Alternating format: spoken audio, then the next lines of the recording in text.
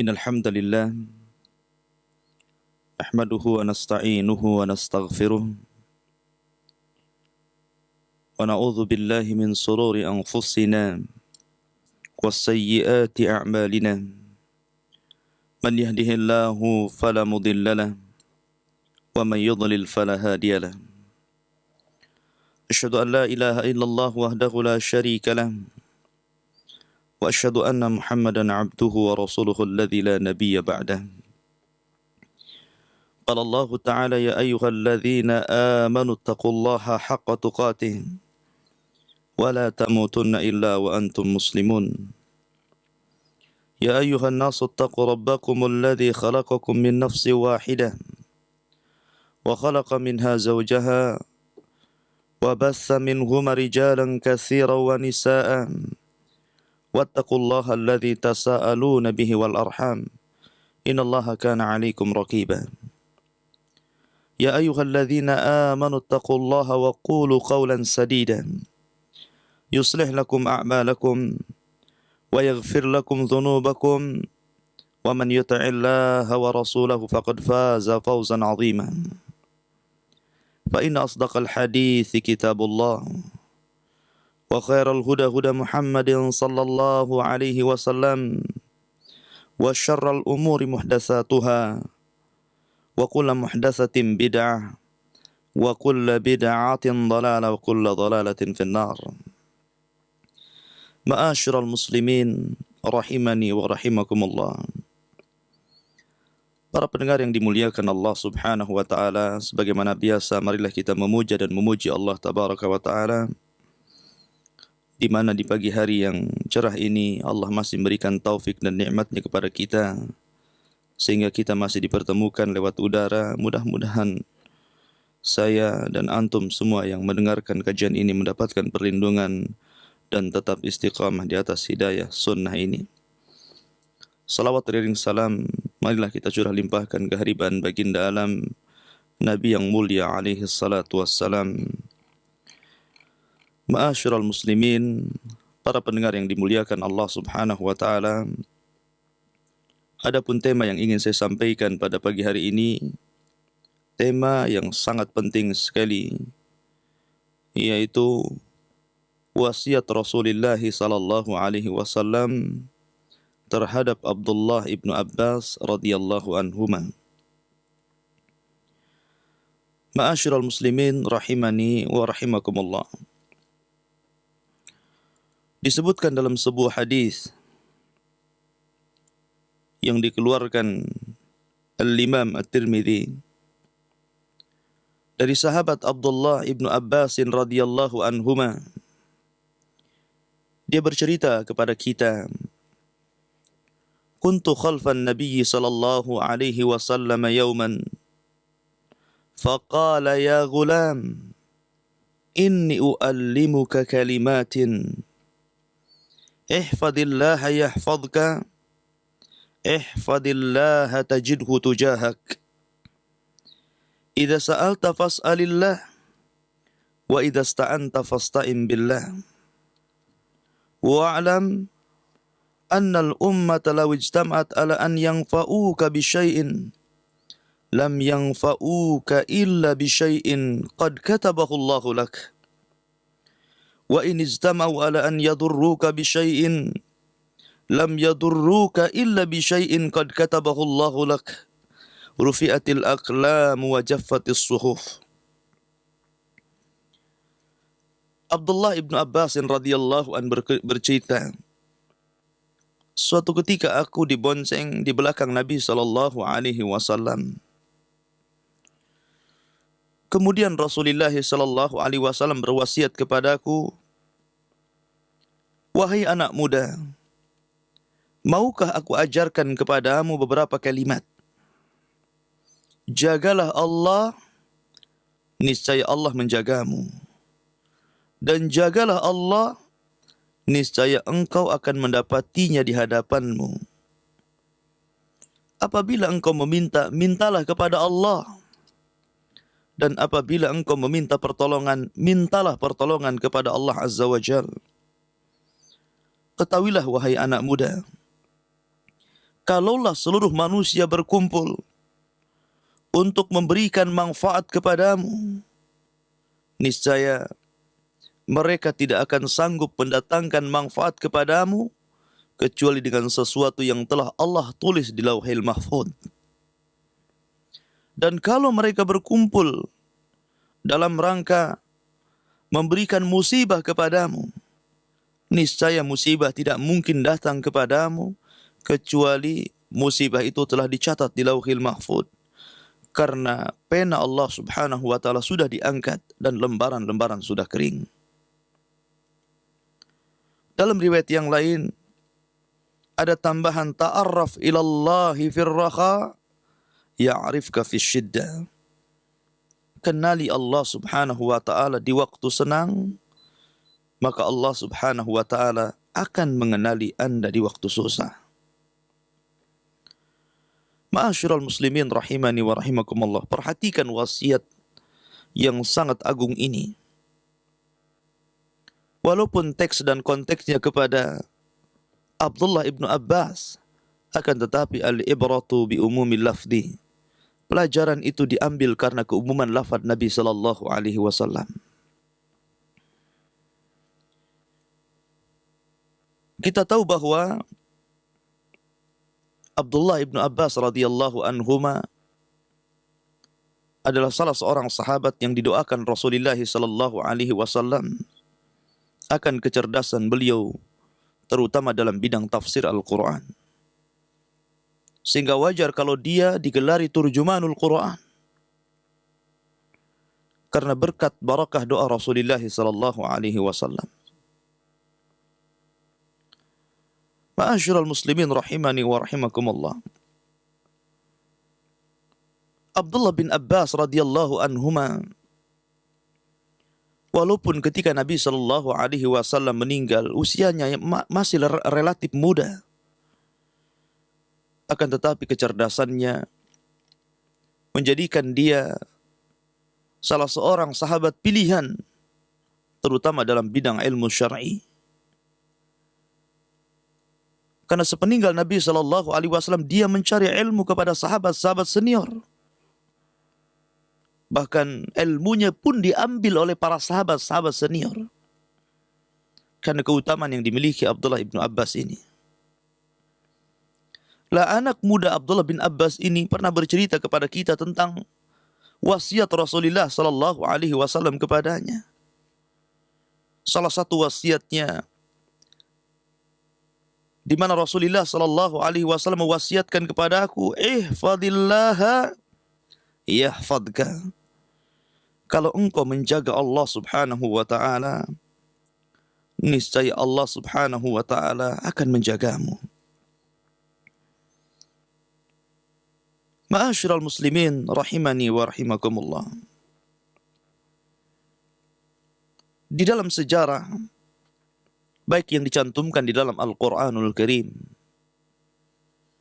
ataupun yang dicantumkan dalam hadis-hadis Rasulillahil Karim, ataupun dari sejarah-sejarah ulama salaf,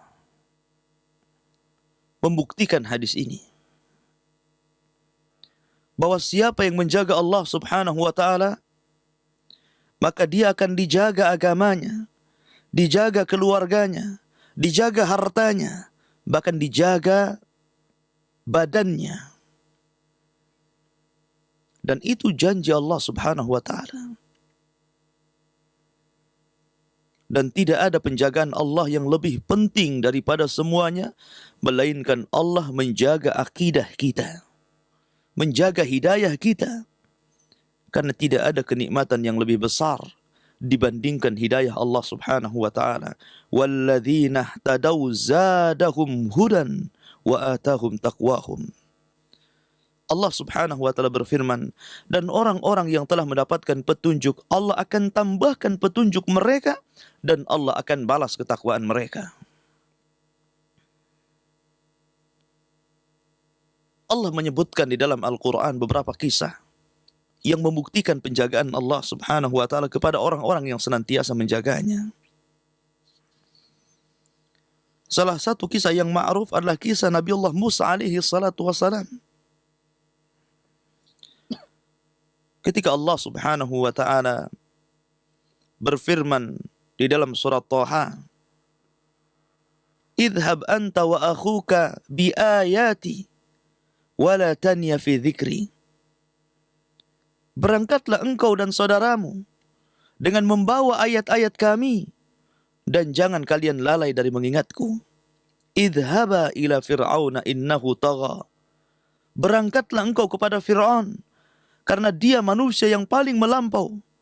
Faqula lahu qawlan layyinan la'allahu yatadzakkar aw yakhsha. Dan berdakwalah kepada Fir'aun dengan kalimat yang lembut. Boleh jadi dia bisa ingat dan takut kepada Allah Azza wa Jalla.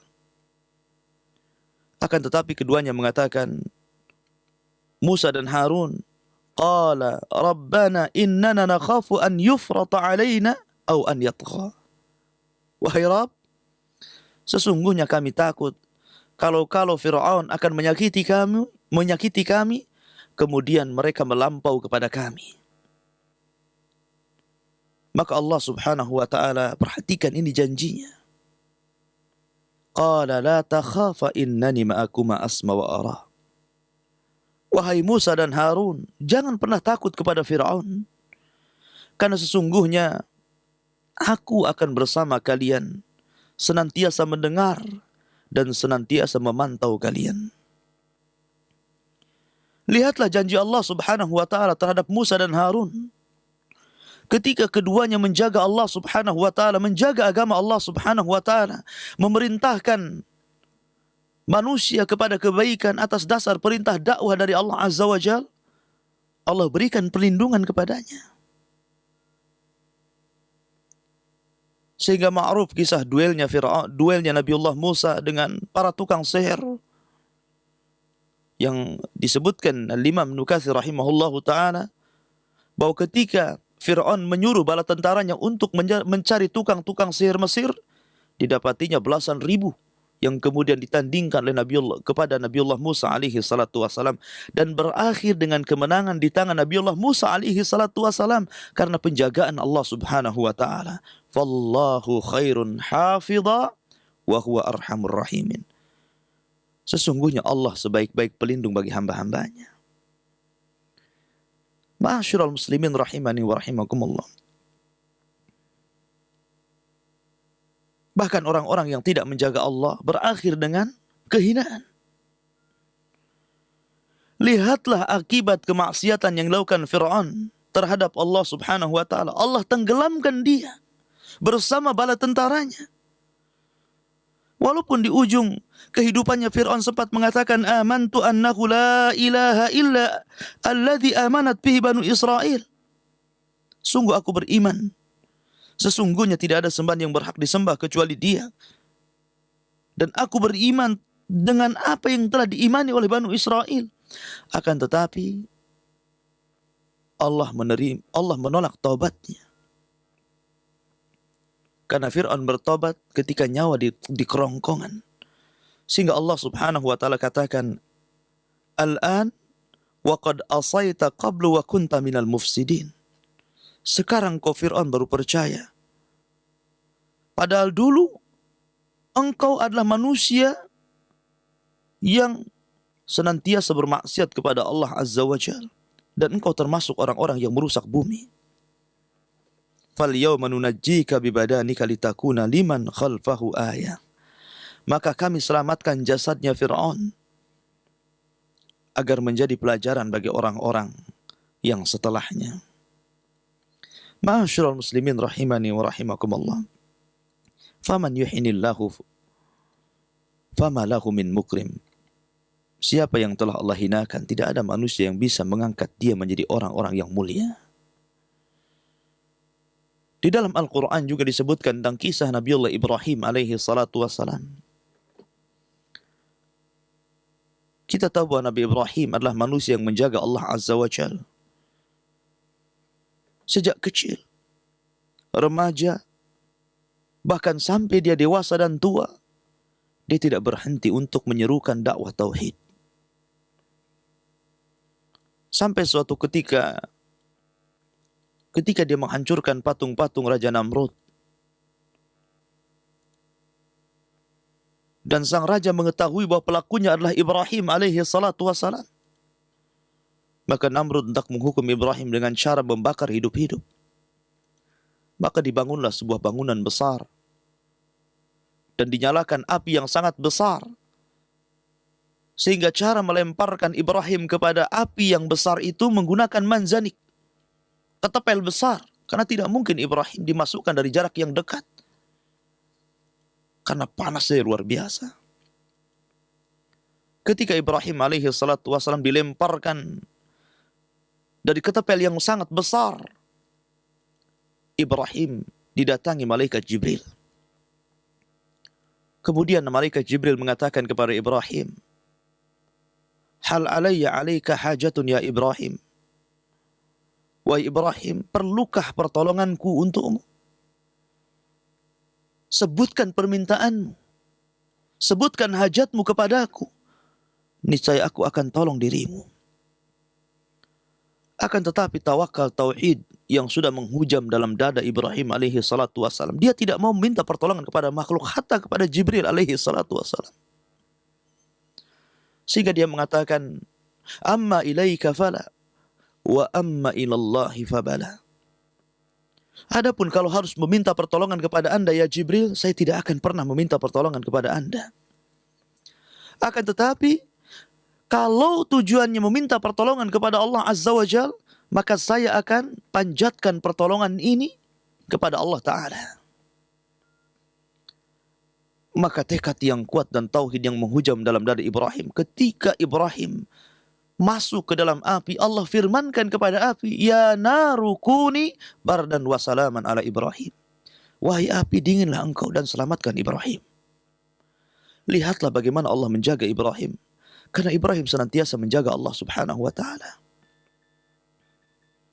Dan banyak kisah-kisah para anbiya wal mursalin yang Allah selamatkan. Lihatlah kisah Nabi Yunus alaihi salatu wassalam, yang Allah subhanahu wa ta'ala kisahkan dalam beberapa ayat, salah satunya surat As-Saffat.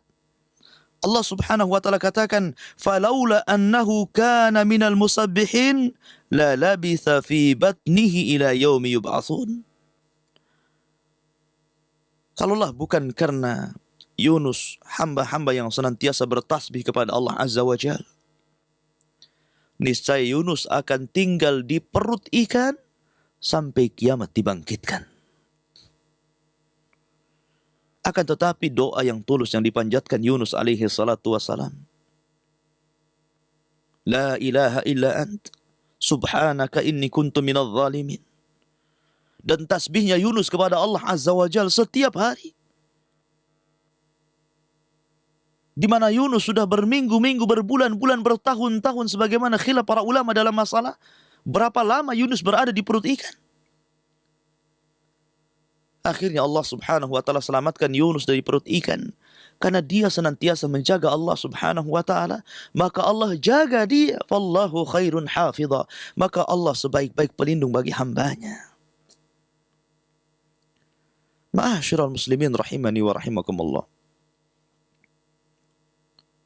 Bahkan disebutkan dalam satu kisah ulama salaf tentang kisah Sufyan Ats-Tsauri rahimahullahu ta'ala.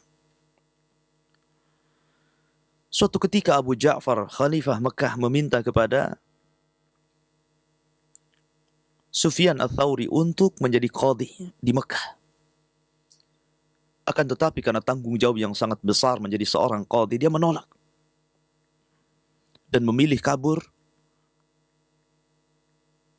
dari permintaan sang khalifah. Merasa ditolak permintaannya, sang khalifah menjadi geram kepada Sufyan Ats-Tsauri rahimahullahu ta'ala. Sehingga dia berjanji akan menghukum dan membunuhnya kalau tidak mau diangkat menjadi qadhi. Kemudian Sufyan bersiasat dengan meminta tangguhan 1 malam kepada sang khalifah untuk memikirkan tawarannya. Maka oleh sang khalifah diberikan waktu. Silakan Anda berpikir 1 malam. Kalau Anda menolak, tetap kami akan bunuh Anda. Kemudian waktu berpikir 1 malam digunakan oleh sang ulama besar, seorang muhaddis di zamannya, untuk lari dari Mekah dan menuju Yaman. Sesampainya di Yaman, dia menyamar menjadi seorang pekerja kurma, pekerja pohon kurma, ladang kurma. Maka dia bekerja di salah satu perkebunan kurma di Yaman. Ada satu kisah menarik di sini. Kita tahu bahwa Sufyan Ats-Tsauri dicatat oleh para ulama setelahnya seorang manusia yang wara', yang meninggalkan para syubhat, perkara-perkara syubhat, apalagi perkara-perkara yang diharamkan Allah Azza wa Jalla. Ketika sudah 3 bulan lamanya dia bekerja di kebun kurma itu, dipanggil oleh majikannya. Wahai Sufyan, saya ingin bertanya kepada Anda, bagaimana rasanya kurma Yaman dengan kurma Hijaz, maksudnya kurma Mekah dan Madinah? Maka sang alim ini mengatakan, dan dia tidak tahu majikannya kalau dia adalah Sufyan Ats-Tsauri, seorang alim di zamannya, seorang muhaddis, ulama dunia. Sufyan hanya mengatakan, demi Allah, aku tidak bisa merasakan dan membedakan rasa kurma Yaman dengan kurma Hijaz. Maka majikannya terheran-heran, Anda sudah bekerja 3 bulan, Anda tidak bisa merasakan rasa kurma Hijaz dengan rasa kurma Yaman. Maka Sufyan Ats-Tsauri hanya mengatakan, bagaimana aku akan bisa membedakan rasa kurma Yaman dengan kurma Hijaz kalau Anda belum mengizinkan aku untuk mencicipi kurma yang ada di ladang Anda. Masya Allah. Sampai geleng-geleng kepala majikannya. Sufyan Ats-Tsauri tidak berani hatta mencicipi kurma yang jatuh dari pohonnya, karena majikannya belum mengizinkan untuk mencicipinya. Itulah waraknya Sufyan Ats-Tsauri rahimahullah ta'ala. Ketika sang khalifah Abu Ja'far ini mendengar bahwa Sufyan Ats-Tsauri berada di Yaman, maka dia mengutus seluruh para tentaranya untuk mencari dan membawa Sufyan Ats-Tsauri hidup dan mati. Dan barang siapa yang membawa Sufyan Ats-Tsauri hidup ataupun mati, dia akan mendapatkan hadiah yang sangat besar. Kemudian berita ini sampai ke Yaman. Dan ternyata salah satu pekerja di kebun ladang itu sudah mulai curiga kepada Sufyan, karena tanda-tanda yang disebarkan oleh sang khalifah ada pada kawannya yang bekerja sama-sama di kebun kurma majikannya. Sehingga dia bersiasat untuk bagaimana kalau kita tangkap dia dan kita serahkan dia kepada khalifah sehingga kita mendapatkan upah yang sangat besar. Namun sebelum Sufyan Ats-Tsauri ditangkap, maka dia lari lagi sampai kemudian ia menghadap gubernur Yaman. Ketika gubernur Yaman memanggil dia, kemudian bertanya, siapa namamu? Dia hanya mengatakan, Abdullah hamba Allah. Dia tidak mengaku kalau dia Sufyan Ats-Tsauri karena takut. Takut kalau ditangkap dan dihadapkan kepada khalifah. Dia hanya mengatakan, Abdullah hamba Allah. Kemudian gubernur Yaman ini mengatakan lagi, dengan menyebut nama Allah, siapa namamu yang orang tua kamu berikan kepadamu? Karena sang gubernur menyebut nama Allah Azza wa Jalla, akhirnya Sufyan mengaku, nama saya Sufyan. Kemudian sang gubernur bertanya lagi, siapa bapakmu? Sufyan kembali mengatakan, Abdullah hamba Allah. Tidak mengaku. Sehingga kemudian sang gubernur mengatakan, demi Allah, atas nama Allah, siapa nama bapakmu yang diberikan kakekmu? Kemudian Sufyan mengaku namanya Sa'id. Karena kita tahu bahwa Sufyan, bapaknya Sa'id, Sufyan ibnu Sa'id Ats-Tsauri. Ketika ditanya, dari kabilah mana engkau ini? Maka dia mengatakan, Ats-Tsaur.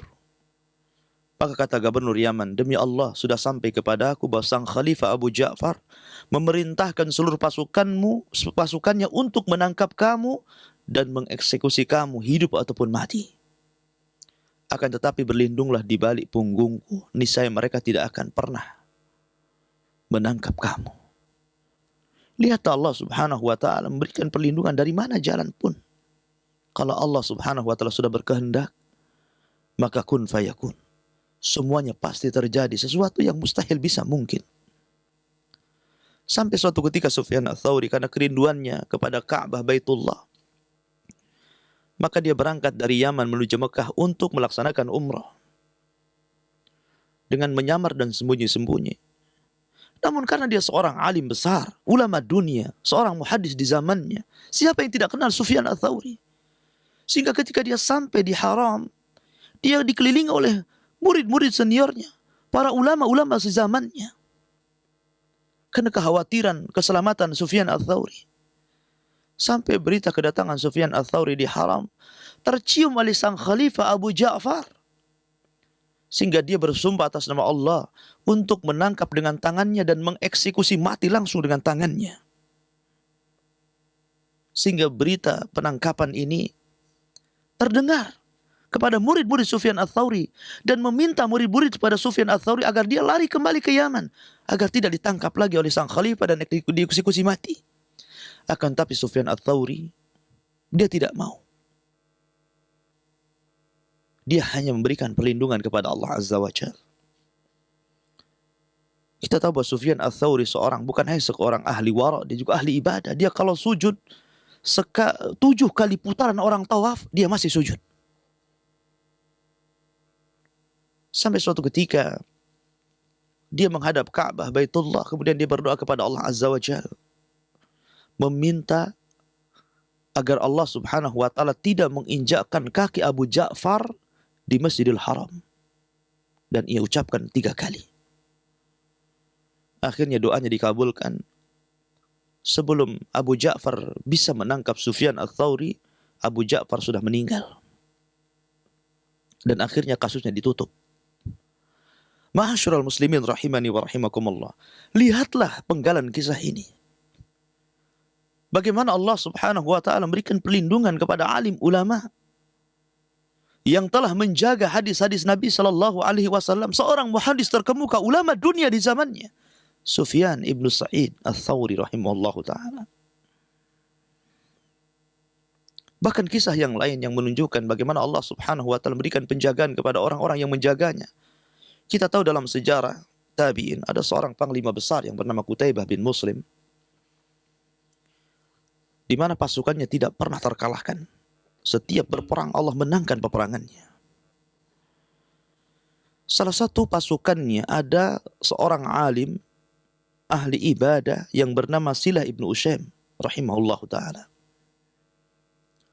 Bahkan Qutaibah bin Muslim pernah memuji Silah ibnu Usaim karena kuatnya ibadahnya. Sampai-sampai dia mengatakan, Alhamdulillah alladzi ja'ala fi jaishi misluka ya Silah. Segala puji bagi Allah Subhanahu wa taala yang telah menghimpun dalam tentaraku orang-orang sepertimu ya Silah. Karena Qutaibah bin Muslim sangat mengagumi ibadahnya Silah ibnu Usaim rahimahullahu taala. Bahkan Silah adalah terkenal orang yang tidak pernah mementingkan dunia. Sampai suatu ketika Qutaibah bin Muslim pernah berceramah di hadapan para pembesar di zamannya.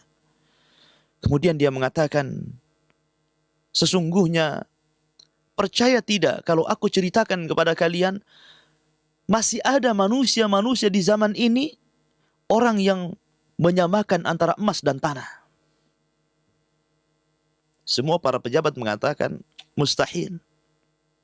Mustahil ada orang yang seperti ini menyamakan emas dengan tanah. Artinya tidak butuh dunia, tidak berhajat kepada dunia. Sehingga kemudian Qutaibah bin Muslim ingin memberikan contoh kepada para pejabat di zamannya. Sehingga dia membawa sekantong emas.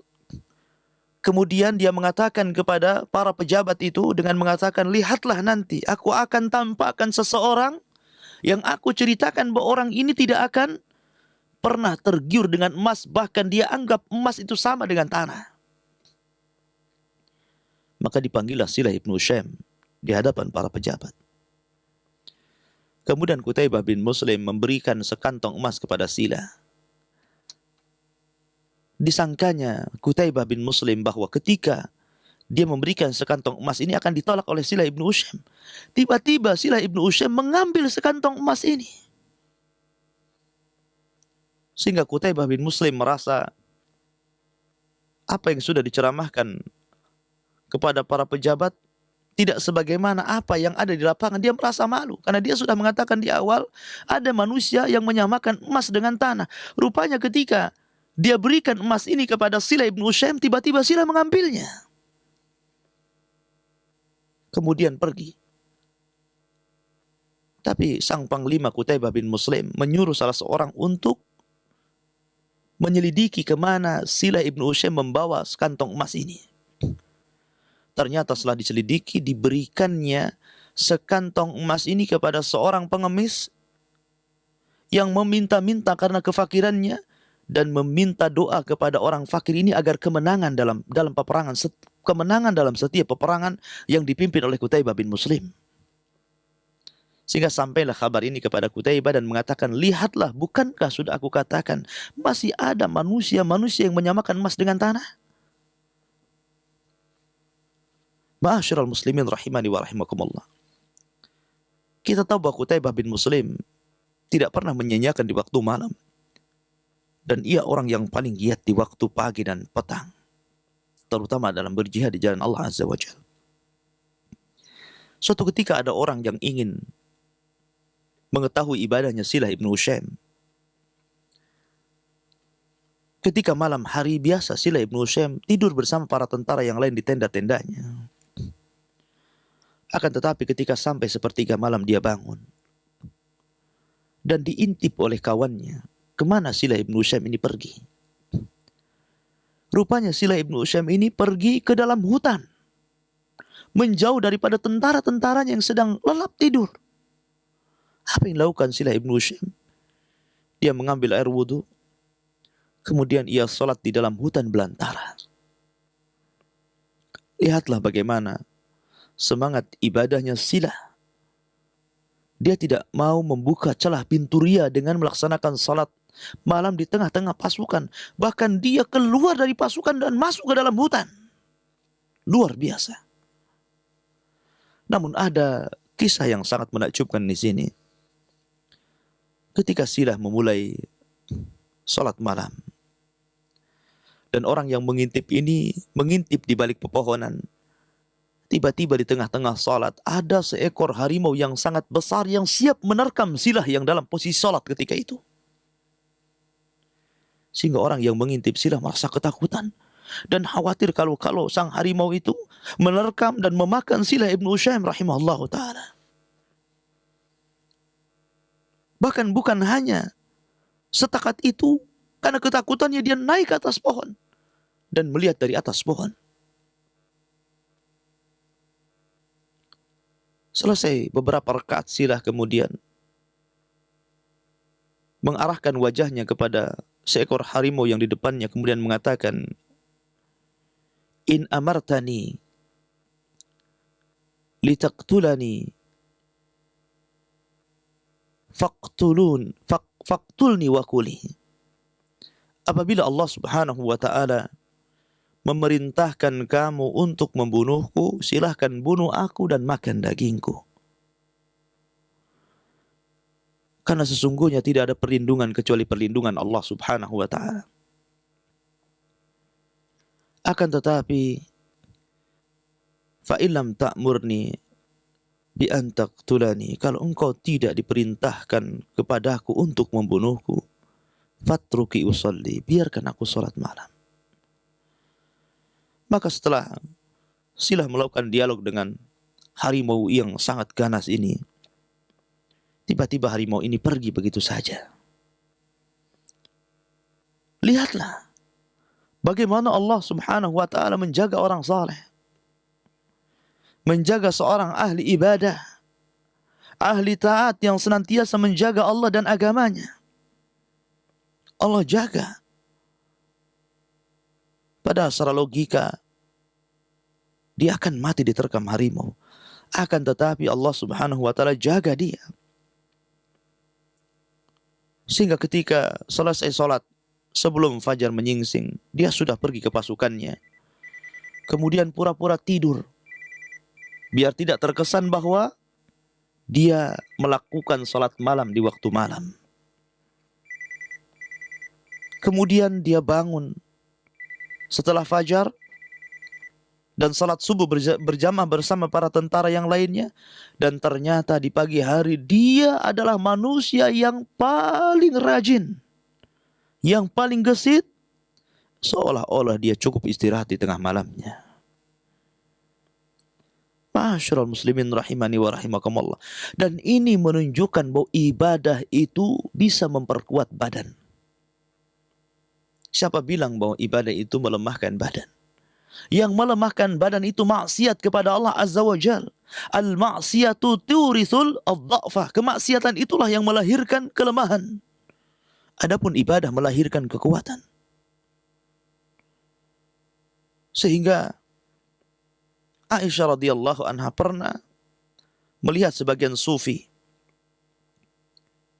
yang seolah-olah mereka menampakkan keletihan mereka dalam beribadah, menampakkan keletihan mereka karena rajinnya mereka beribadah kepada Allah Azza wa Jalla. Maka Aisyah radhiyallahu anha, orang yang lebih rajin dari mereka, maksudnya Umar ibn al-Khattab radhiyallahu anhu dalam beribadah, adalah manusia yang paling gesit, yang paling kuat, dan yang paling rajin. Sehingga wajar kalau Umar bin Khattab radhiyallahu an, manusia yang paling ditakuti syaitan.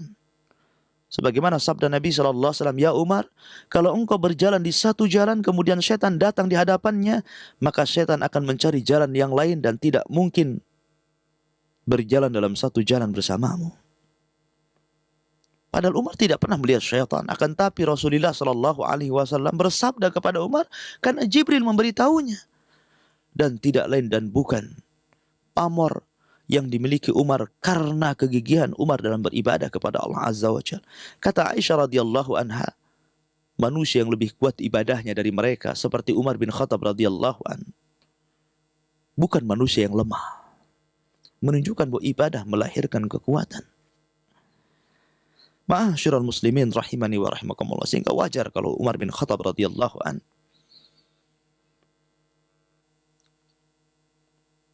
senantiasa ditolong oleh Allah Subhanahu wa taala karena kekuatan ibadahnya.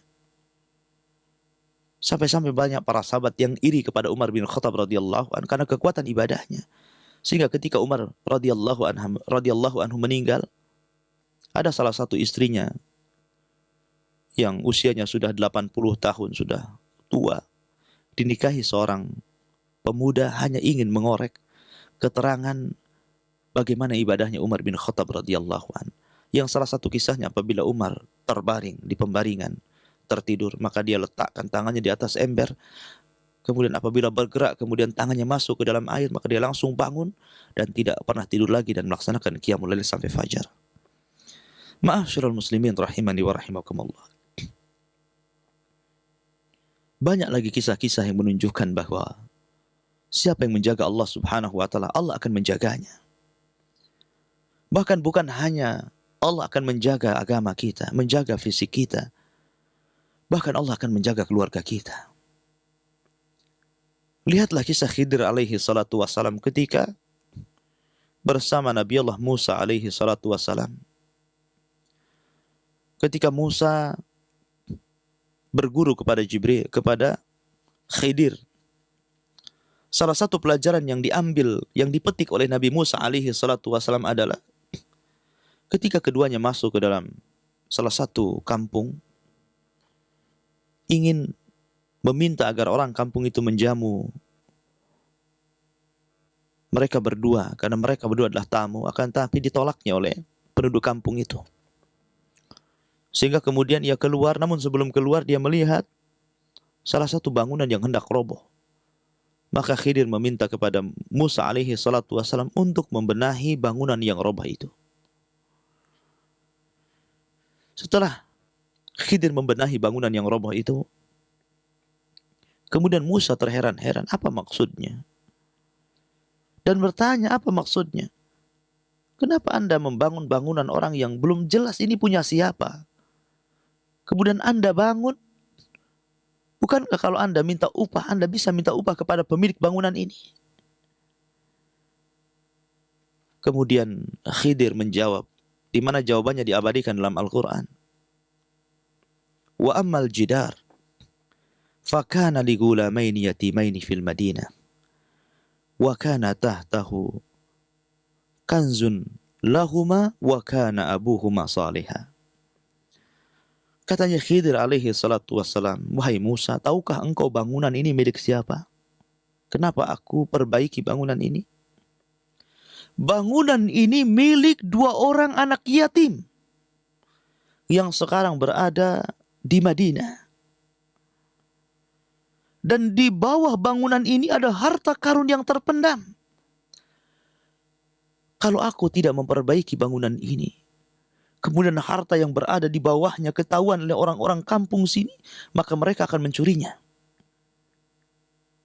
Maka aku bangun supaya tertutupi harta karun yang ada di bawahnya. Karena harta karun ini milik 2 anak yatim yang sekarang berada di Madinah. Wa kana abuhuma salihah. Ini syahidnya. Kenapa aku jaga 2 anak yatim ini? Karena dahulu orang tuanya semasa hidup, keduanya adalah manusia-manusia yang saleh. Manusia-manusia yang taat beribadah kepada Allah Azza wa Jalla. Al-Imam Ibnu Katsir rahimahullahu ta'ala ketika memberikan catatan kepada ayat ini, lihatlah bagaimana Allah Subhanahu wa ta'ala menjaga keturunan orang tua yang semasa hidupnya mereka taat beribadah kepada Allah Azza wa Jalla. Sehingga jangan khawatir ma'asyiral muslimin. Kalau kita sekarang para orang tua menjadi orang tua yang saleh dan saleha, berakidah dengan akidah yang benar, beribadah dengan ibadah yang benar, senantiasa mendekatkan diri kepada Allah, melaksanakan perintah Allah, menjauhi larangan Allah Azza wa Jal, berupaya untuk menjadi hamba-hamba yang saleh dan bertakwa kepada Allah Azza wa Jal. Ketika kita diwafatkan oleh Allah Azza wa Jal, maka anak keturunan kita yakin akan ada yang menjaganya. Rabbul Alamin, Allah Subhanahu wa ta'ala. Sampai suatu ketika Umar bin Abdul Aziz pernah mengumpulkan anak-anaknya. Dan anak-anaknya berjumlah 14 orang, 7 laki-laki dan 7 wanita. Salah satu wasiat kepada anak-anaknya, dia mengatakan, wallahi ma khallaftu lakum malan, walakin khallaftu lakumul ahadus samad. Wahai anak-anakku, kata Umar bin Abdul Aziz, sesungguhnya aku tidak meninggalkan kepada kalian harta yang banyak. Akan tetapi aku titipkan kepada kalian Al-Ahadus Samad, Zat yang maha tunggal dan tempat berlindung semua makhluk. Maksudnya Allah Subhanahu wa ta'ala. Lihatlah wasiat orang tua yang bijak, ma'asyiral muslimin. Lihatlah perkataan Umar bin Abdul Aziz, orang tua yang bijak, orang tua yang tahu kemaslahatan anak-anaknya. Dia mengatakan, wallahi ma khallaftu lakum malan, walakin khallaftu lakumul ahadus samad. Demi Allah, aku tidak meninggalkan kepada kalian harta yang begitu banyak. Aku hanya menitipkan kalian al-ahadus samad, zat yang maha tunggal, tempat semua orang bergantung kepadanya. Allah tabaraka wa ta'ala. Allahu waliyul ladina amanu. Allah lah pelindung bagi orang-orang yang beriman. Dan ia pula, wa huwa yatawalla salihin, dia pula yang melindungi orang-orang yang saleh. Sehingga ketika Umar bin Abdul Aziz meninggal, tidak ada warisan harta diberikan kepada anak-anaknya, padahal dia seorang khalifah yang kaya raya. Akan tapi disebutkan oleh Al-Imam Al-Zahabi rahimahullahu ta'ala, semua anak-anak Umar bin Abdul Aziz menjadi manusia-manusia yang kaya di zamannya. Siapa yang berikan kekayaan kepada mereka? Bukankah bapaknya tidak memberikan warisan kepada anak-anaknya? Karena anak-anaknya melaksanakan wasiat bapaknya. Anak-anaknya menjadi sebagiannya menjadi alim ulama, menjadi para pengusaha-pengusaha yang bertakwa kepada Allah Azza wa Jalla.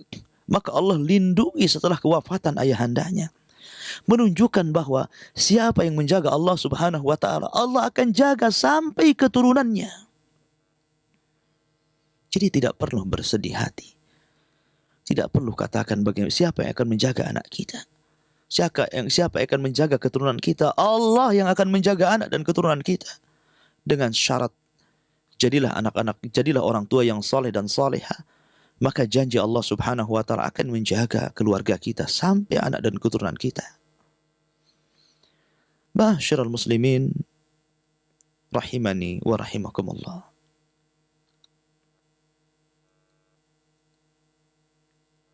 Itulah bentuk penjagaan Allah subhanahu wa ta'ala. Dan banyak lagi. Kalau saya uraikan kisah tentang para alim ulama yang mendapatkan penjagaan Allah subhanahu wa ta'ala, begitu banyak. Dicatat para ulama. Ma'asyiral muslimin rahimani wa rahimakumullah. Kita akan sedikit mengurai tentang makna hadis ini. Rasulullah sallallahu alaihi wasallam bersabda kepada Abdullah bin Abbas, "Ihfadillah, jagalah Allah." Maksudnya adalah ihfad hududahu wa syari'atahu bi fi'li awamirihi wa ijtinabi nawahi. Wa kadzalika bi an tata'allam min dinihi ma takumu bihi ibaduk wa muamalatuk wa tad'u bihi ila Allah azza wa jalla. Maksudnya jagalah Allah, artinya jagalah batasan-batasan Allah, dan batasan-batasan Allah adalah keharaman-keharaman yang telah Allah haramkan kepada hambanya. Dan juga jagalah syariat Allah dengan cara mengerjakan seluruh perintah Allah dan menjauhi larangan-larangan Allah azza wa jalla. Dan yang demikian itu dengan cara kita belajar agama kita. Supaya dengan ilmu inilah kita bisa menegakkan ibadah kita, muamalah kita, dan bisa berdakwah kepada Allah tabaraka wa ta'ala. Itu artinya kita menjaga Allah. Karena kita tahu bahwa orang-orang yang akan mendapatkan penjagaan Allah subhanahu wa ta'ala, mereka lah orang-orang yang senantiasa menjaga Allah subhanahu wa ta'ala. Karena Allah mengatakan, وَلَا تَكُونُوا كَالَّذِينَ نَسُوا اللَّهَ فَأَنْسَاهُمْ أَنْفُسَهُمْ ulaika humul fasikun. Janganlah kalian seperti orang-orang yang melupakan Allah, kemudian Allah lupakan mereka, maka mereka termasuk orang-orang yang fasik. Jadi orang-orang yang tidak pernah mengenal Allah di waktu senang, jangan harap Allah mengenal kita di waktu susah. Kenali Allah di waktu susah senang, pasti Allah akan mengenali kita di waktu susah. Lihatlah di awal tadi kisah Nabi Yunus alaihi salatu wassalam. Karena ketika di waktu senang dia mengingat Allah subhanahu wa ta'ala, dia tolong di waktu susah. Lihat Nabi Ayub alaihi salatu wassalam, yang Allah berikan penyakit yang luar biasa. 18 tahun dia merasakan penyakit yang tidak diderita kaumnya. Sampai dituduh bahwa dia terkena kutukan karena melaksanakan dosa yang tidak pernah dilakukan kaumnya. Akan tetapi dia berdoa kepada Allah azza wa jalla, Rabbi inni masanniya dhurru anta arhamur rahimin.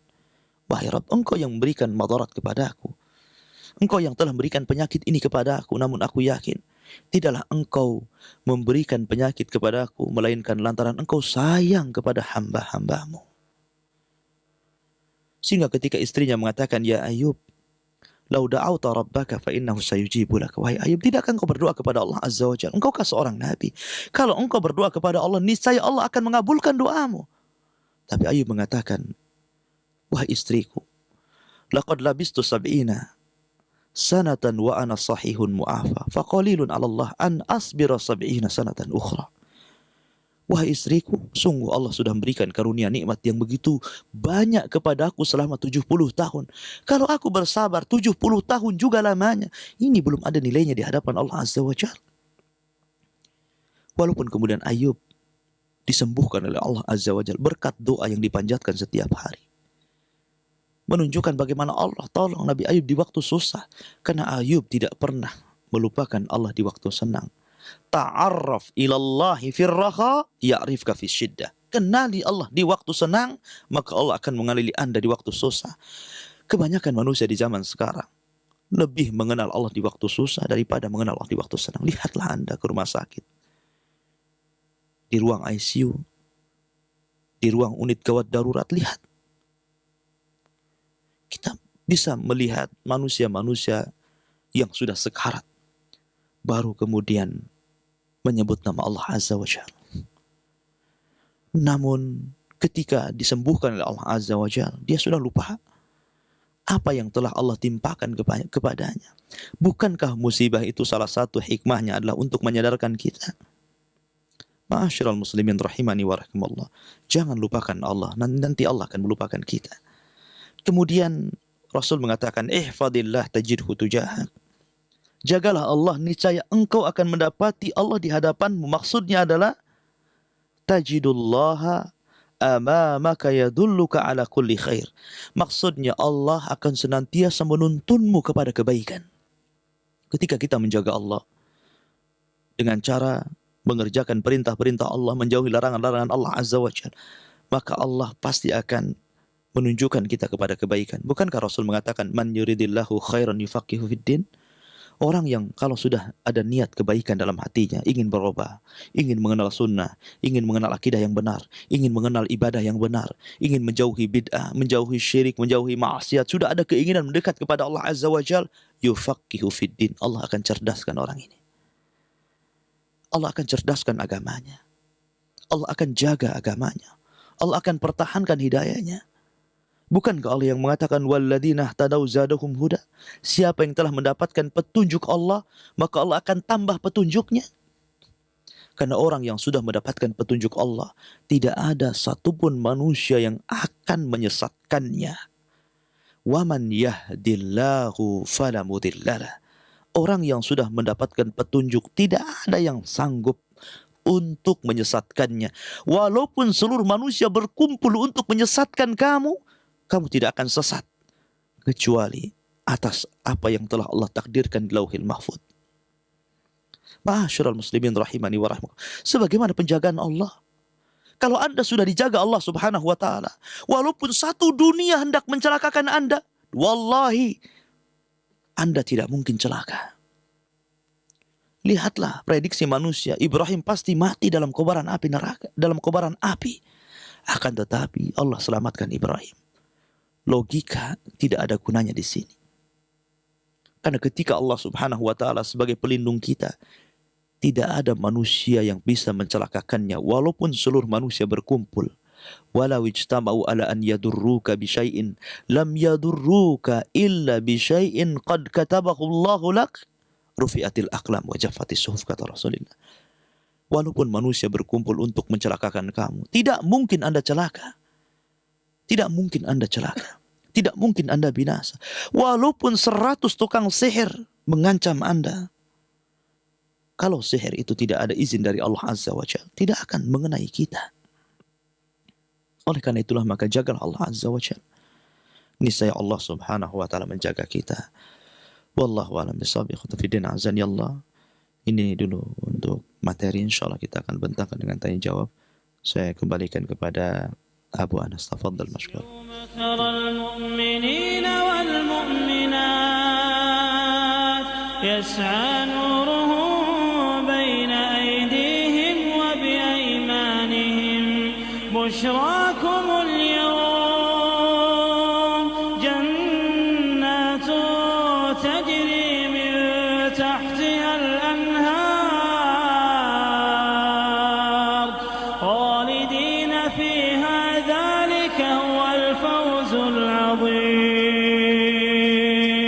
Ya, ini Ustaz, saya mau nanya, boleh mengenai yang lain Ustaz? Iya. Mengenai ini, pada sepertiga malam Allah turun ke langit bumi, apakah memang pada setiap malam atau malam-malam yang mungkin Allah kehendaki? Iya. Terus yang kedua, begitu kan juga keutamaan hari Jumat. Hari Jumat itu kan ada waktu-waktu yang apabila mustajab, apakah memang setiap hari Jumat atau memang Jumat yang Allah kehendaki atau bagaimana? Terus yang terakhir Ustaz, pada saat sholat qiyamul lail, ya sholat malam, yang doa yang Allahumma lakal hamdu anta qayyumus samawati wal ardi wa man fihinna itu dibacanya apa sedang sholat atau setelah melakukan sholat itu? Itu saja Ustaz. Ya, assalamualaikum warahmatullahi wabarakatuh. Waalaikumsalam warahmatullahi wabarakatuh. Tafadhal. Ya, bismillah, alhamdulillah. Tentang turunnya Allah Subhanahu wa taala Jelas dalam hadis Nabi sallallahu alaihi wasallam, yanzilu rabbuna tabaraka wa ta'ala fi kulli thuluthil lailil akhir wa dzalika kulla lailatin. Jadi Nabi sallallahu alaihi wasallam bersabda, sesungguhnya Allah tabaraka wa ta'ala turun ke langit dunia setiap sepertiga malam, dan itu dilakukan setiap malam. Dalam lafaz hadis mengatakan wa dzalika kulla lailatin, dan itu dilakukan oleh Allah Subhanahu wa taala setiap malam. Allah turun ke langit dunia. Adapun kaifiyahnya wallahu a'lam.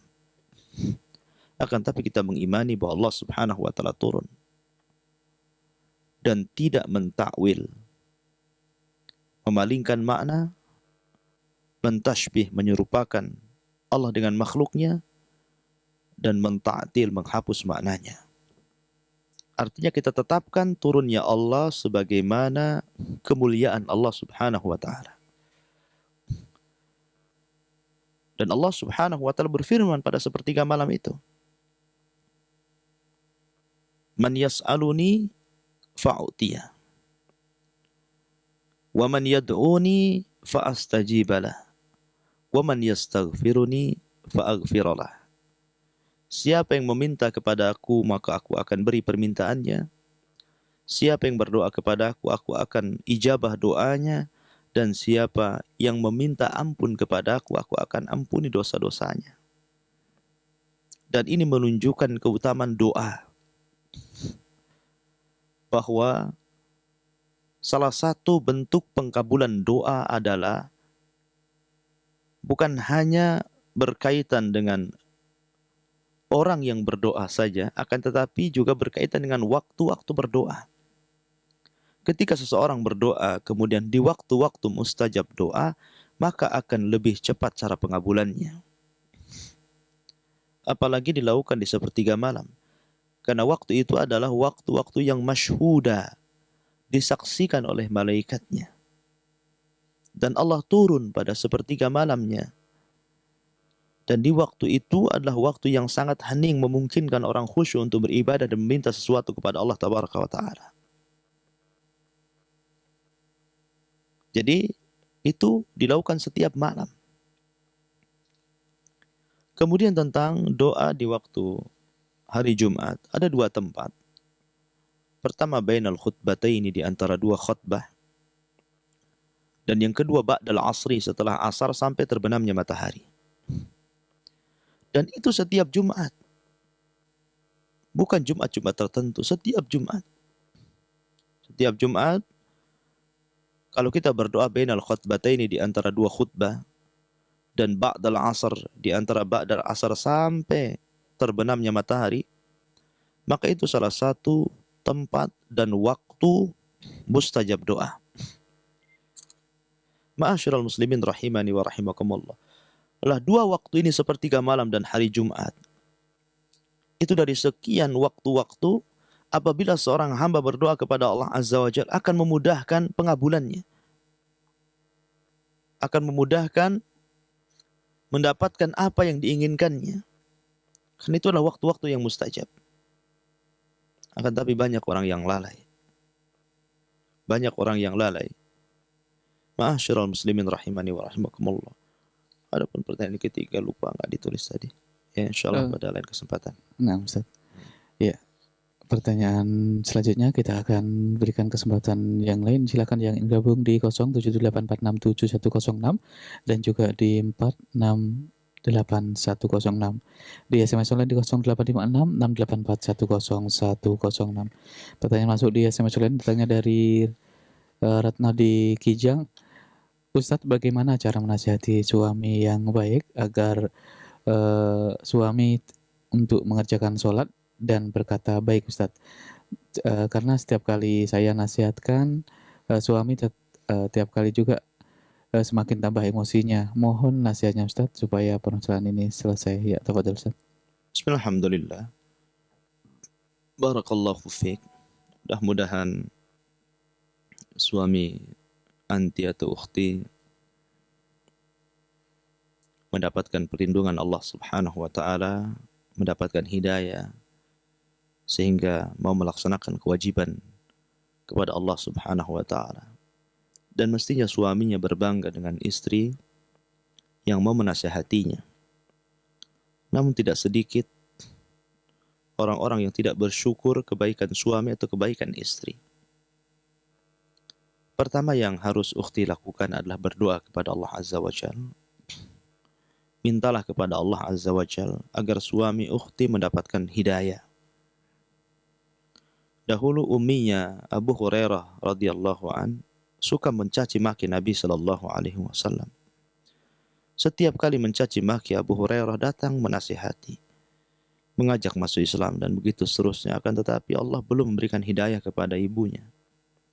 Sampai suatu ketika dia datang kepada Nabi sallallahu alaihi wasallam meminta agar Nabi mendoakan hidayah kepada ibunya.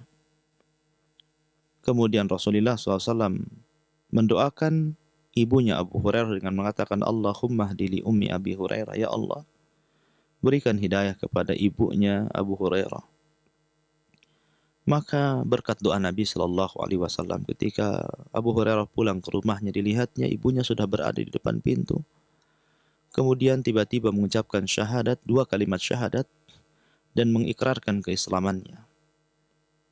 Inilah keajaiban doa, ma'asyiral muslimin. Ya, jangan remehkan sebuah doa. Dan jangan tutup mata dari nilai sebuah doa. Nilai sebuah doa sangat tinggi. Makanya para nabi senantiasa berdoa kepada Allah Azza wa Jalla. Yang ukhti pertama melakukan berdoa kepada Allah Azza wa Jalla. Mintalah kepada Allah, Zat yang memegang hati-hati hamba-hambanya, supaya membolak-balikan hati suami ukhti, sehingga bisa mendapatkan cahaya hidayah dari Allah Azza wa Jalla, supaya mau melaksanakan salat. Bagaimanapun, amalan salat adalah amalan yang tertinggi setelah syahadat, karena merupakan identitas seorang muslim. Bahkan orang yang meninggalkan salat bisa kufur kepada Allah Azza wa Jalla, bahkan bisa keluar dari Islam. Ma'asyiral muslimin rahimani wa rahimakumullah, ukhti yang dimuliakan Allah Azza wa Jalla. Yang kedua, teruslah jangan jemu-jemu menasihati. Karena bagaimanapun ad-dinu an-nasihah, agama ini nasihat. Agama ini nasihat, teruslah menasihati. Soal suami sadar ataupun tidak sadar, serahkan semuanya kepada Allah Azza wa Jalla.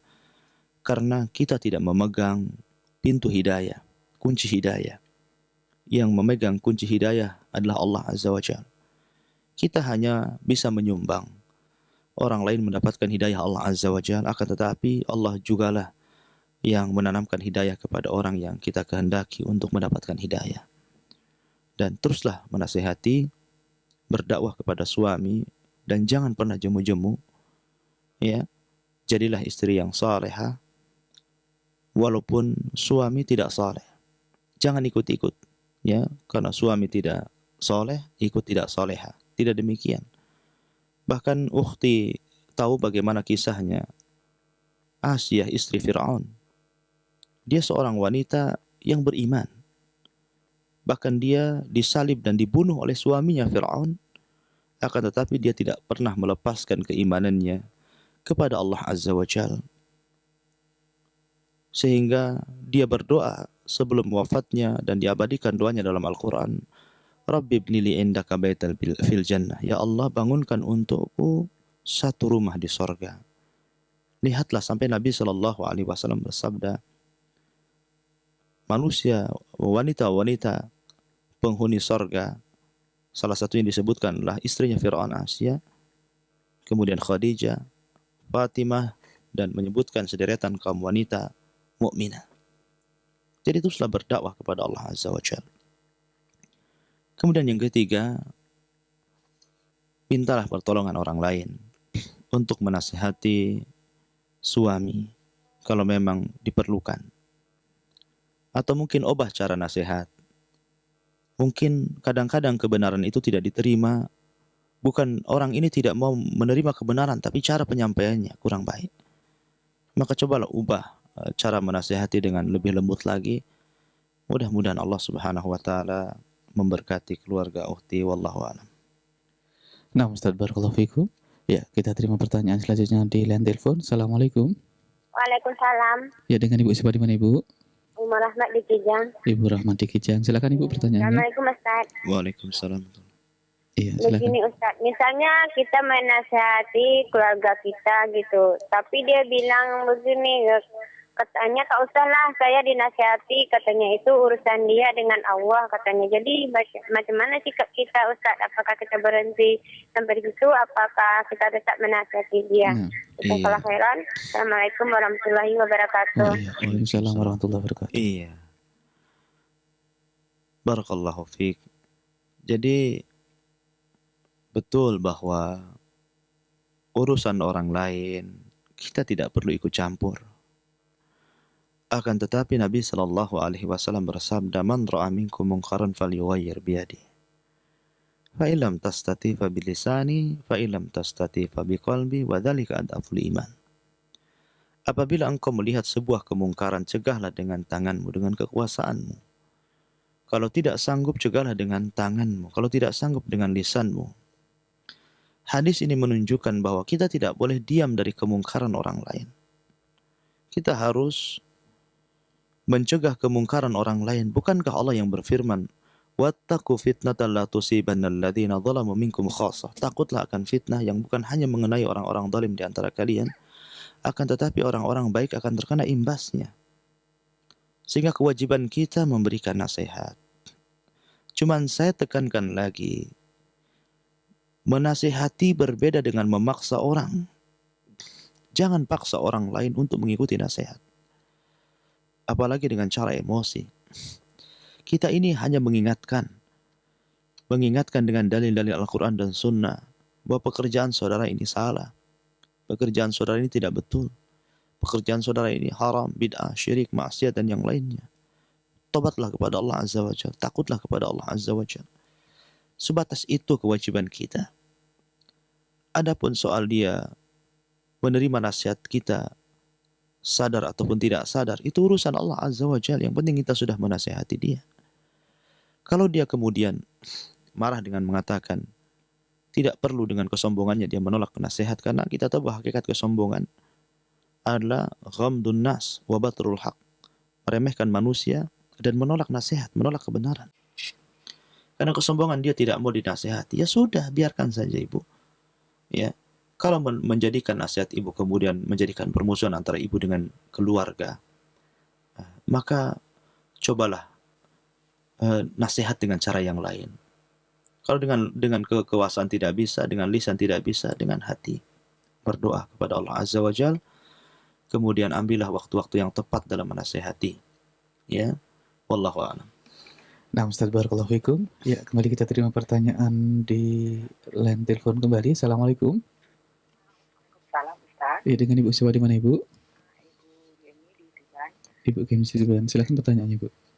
Ustaz, sholat malam itu apakah ada doa-doa atau zikir-zikir tertentu sebagaimana yang dicontohkan oleh Rasulullah? Itu aja Ustaz. Iya. Assalamualaikum warahmatullahi wabarakatuh. Waalaikumsalam warahmatullahi wabarakatuh. Kemudian kita terima juga pertanyaan di SMS lain, datangnya dari Umu Hazik di belakang Padang. Ustadz, takdir setiap manusia sudah dituliskan. Apakah dengan berdoa takdir yang sudah dituliskan itu dapat berubah, Ustadz? Mohon nasihatnya. Alhamdulillah. Tentang bab salat malam cukup panjang Ibu ya. Mungkin ada pembahasan khusus. Mungkin saya tidak bisa jawab sekarang karena itu membutuhkan waktu yang cukup panjang untuk membahas tentang kaifiyah salat malam. Apakah ada zikir-zikir khusus? Ada ya, termasuk juga doa-doa iftitah yang khusus yang biasa Nabi sallallahu alaihi wasallam baca. Kemudian juga doa setelah witir. Ya. Namun ini bukan babnya karena ini masuk dalam ranah fikih, insyaallah mungkin lain kesempatan kita bahas atau tanya kepada asatidz yang lain. Adapun tentang takdir manusia, secara umum takdir tidak mungkin berubah karena Allah Subhanahu wa taala yang berfirman lewat lisan Rasulullah sallallahu alaihi wasallam, rufi'atil aqlam wa jaffatis suhuf, bahwa pena sudah diangkat dan lembaran-lembaran sudah kering. Akan tetapi di sana ada sebuah hadis Nabi sallallahu alaihi wasallam yang mengatakan la yaruddul qada illa bid-du'a, bahwa tidak ada yang bisa merubah ketentuan kecuali doa seorang hamba kepada Allah Azza wa Jalla, dan tentu upaya, karena doa tidak mungkin dikabulkan kecuali dengan adanya upaya dari doa itu sendiri. Sebagian para ulama memberikan catatan kepada hadis ini bahwa yang dimaksud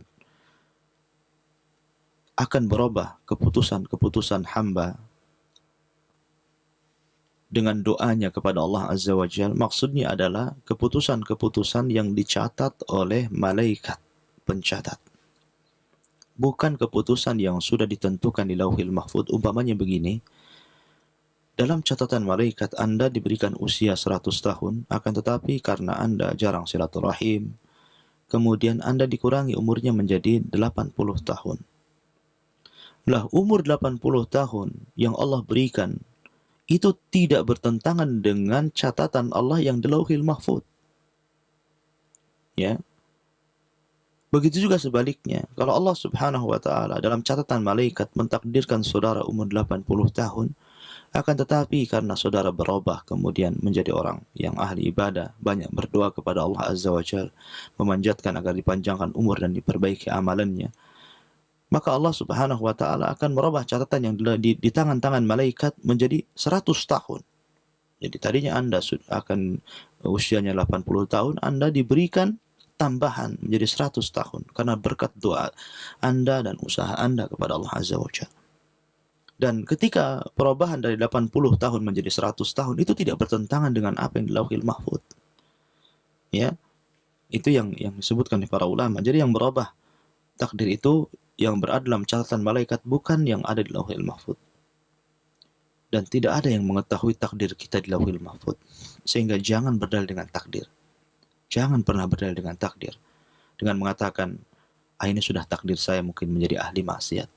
Iya dan billah. Tidak ada yang tahu takdir. Ya, oleh karena itulah, karena kita tidak ada yang tahu takdir, di mana takdir rahasia Allah Azza wa Jalla. Kenapa Allah rahasiakan? Agar kita lebih mendekatkan diri kepada Allah dengan cara melaksanakan perintah dan menjauhi larangan.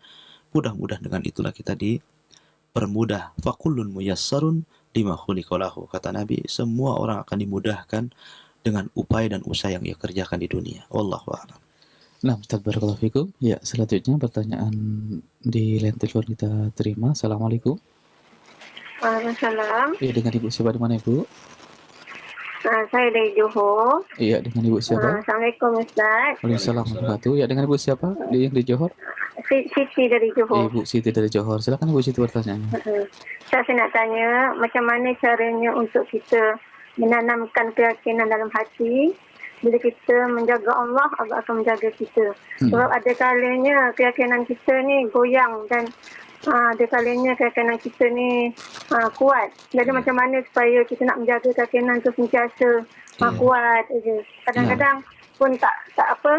Kadang-kadang susah juga nak jaga tu kan. Jadi cara-caranya. Okey, Ustaz, terima kasih. Assalamualaikum. Waalaikumsalam warahmatullahi wabarakatuh. Iya, pertanyaan yang sangat bagus. Barakallahu fiik. Alhamdulillah. Iya, keyakinan ahli sunnah wal jamaah.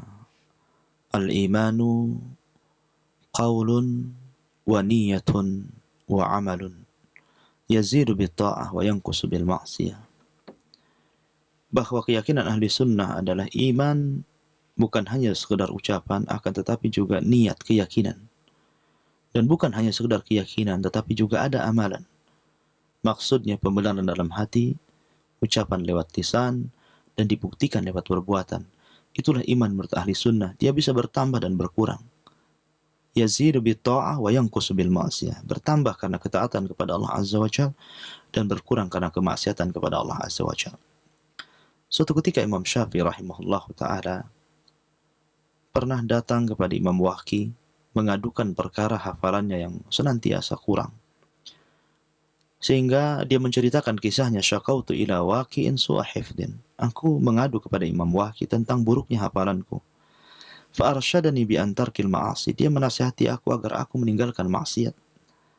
Wa'lam bi anna al-ilma nurun wa nurullah la yuhda lil 'asi. Ketahuilah wahai Syafi'i bahwa ilmu itu cahaya, dan cahaya tidak mungkin masuk ke dalam dada-dada orang-orang yang ahli maksiat. Oleh karena itulah maka ketika Imam Malik mengetahui kecerdasan Imam Syafi'i rahimahullah ta'ala, maka Imam Malik memuji Imam Syafi'i dengan mengatakan, sungguh Allah sudah memasukkan dalam hatimu cahaya ilmu, fala tudfi'hu bidulmatil ma'asi, maka jangan kau padamkan dengan gelapnya kemaksiatan. Ma'asyiral muslimin rahimani wa rahimakumullah, karena dampak maksiat itu buruk. Oleh karena itulah maka cara istiqamah dalam menjaga Allah subhanahu wa ta'ala, menjaga keimanan ketakwaan kita, adalah dengan cara pertama berdoa kepada Allah azza wa jalla. Allahumma ya muqallibal qulub tsabbit qalbi ala dinik. Wahai zat yang membolak-balikan hati, tetapkan hatiku di atas agamamu. Kemudian dengan cara berkawan dengan orang-orang saleh, berkawan dengan orang-orang baik. Karena bagaimanapun kawan ini mudah mempengaruhi daripada guru kita sendiri. Berapa banyak orang yang terlena dengan kawan yang buruk menjadi buruk dengan sangat cepat. Berapa banyak juga orang yang mudah bertobat ketika berkawan dengan orang-orang yang bertobat. Oleh karena itulah maka berkawanlah dengan orang-orang baik, dengan orang-orang yang seakidah, orang-orang yang sama ibadahnya sesuai dengan sunnah, orang-orang yang istiqomah di atas kebenaran, dan begitu seterusnya. Kemudian jangan tinggalkan majelis ta'lim. Jangan tinggalkan majelis ta'lim. Majelis ta'lim tidak cukup mendengar radio, melihat televisi. Akan tetapi majelis ta'lim yang terbaik adalah datang ke tempat-tempat yang di situ diadakan pengajian. Karena Anda tidak akan mendapatkan keutamaan yang besar daripada Anda ketika duduk di majelis ta'lim. Hadis yang mengatakan apabila kalian lewat di satu taman dari taman-taman sorga, maksudnya taman sorga adalah majelis yang di situ berkumpul. Ya, jadi bukan hanya sekedar mendengar radio, mendengar televisi, membaca di internet, ya, tapi yang lebih dari itu datang ke majelis taklim, karena di situ malaikat turun. Ketika malaikat turun membawa ketenangan, membawa rahmat, membawa barokah, mendoakan keampunan, itu tidak didapati di luar daripada majelis taklim. Jadi jangan lupa belajar, hadiri majelis taklim. Ya, majelis taklim tentu oleh ustadz-ustadz yang mengajarkan sunnah, bukan ustadz-ustadz yang mengajarkan bid'ah ataupun kesyirikan, ya, tapi mengajarkan sunnah, mengarahkan manusia kepada hak Al-Quran dan sunnah sesuai dengan pemahaman salaf dan begitu seterusnya. Kemudian yang keempat juga, ya, jangan lupa untuk istiqamah, bersabar, sabar dalam melaksanakan ketaatan, sabar dalam meninggalkan kemaksiatan. Artinya ketika orang bermaksiat kita sabar, ketika orang terjerumus kepada perzinahan kita tidak berzina, ketika orang terjerumus kepada minum khamar kita tidak minum khamar, ketika orang terjerumus kepada bid'ah kita tidak berbuat bid'ah, ketika orang terjerumus kepada syirik kita tidak berbuat syirik. Artinya sabar untuk meninggalkan kemaksiatan. Kemudian juga sabar ketika kita mendapatkan ujian dan ketentuan yang telah Allah catat. Itu diantara nasihat singkat saya, mudah-mudahan ada manfaatnya karena waktu pula yang memisahkan kita. Subhanakallah bihamdika asyhadu an la ilaha illa anta astaghfiruka wa atubu ilaik.